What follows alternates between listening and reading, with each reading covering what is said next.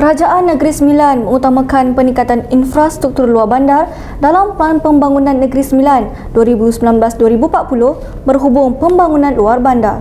Menteri Besar Datuk Seri Aminuddin Harun berkata, peningkatan infrastruktur penting supaya masyarakat luar bandar tidak berpindah ke tempat lain kerana mereka memainkan peranan penting dalam sektor ekonomi seperti pertanian, penternakan dan sebagainya.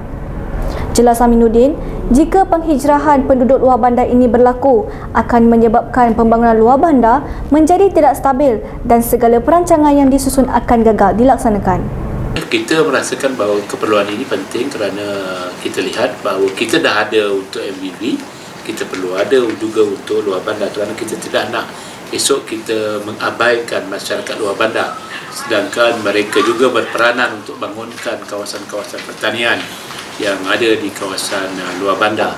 Jadi kalau mereka berhijrah, kita ada masalah untuk bangunkan perancangan kita dalam bidang pertanian, dalam agro-tourism kita, dalam penternakan, macam-macam lah, pertanian, apa semua keseluruhannya, akhirnya kita akan gagal dalam perancangan kita. Bangunkan kawasan bandar-bandar baru juga akan menjadi masalah kalau penduduk dah berhijrah. Jadi kalau kita kehilangan penduduk di kawasan luar bandar, nak buat tumbuhkan bandar-bandar baru, kita akan ada masalah. Jadi kalau pembangunan itu stabil, pembangunan itu bersama. Beliau berkata demikian kepada pemberita di sidang media selepas mempengerusikan mesyuarat Esko di Wisma Negeri di Seremban. Menurutnya lagi, sebanyak 5 daerah akan menjadi tumpuan bagi Pelan Pembangunan Luar Bandar iaitu Rembau, Tampin, Jempol, Jelebu dan Kuala Pilah menjadi meliputi 32% penduduk di Negeri Sembilan. Di dalam pelan ini juga, kerajaan negeri mensasarkan dalam tempoh 5 tahun Negeri Sembilan akan menjadi penyumbang kepada pengeluaran hasil makanan negara seperti sayur-sayuran, buah-buahan khususnya kepada penduduk di Lembah Kelang.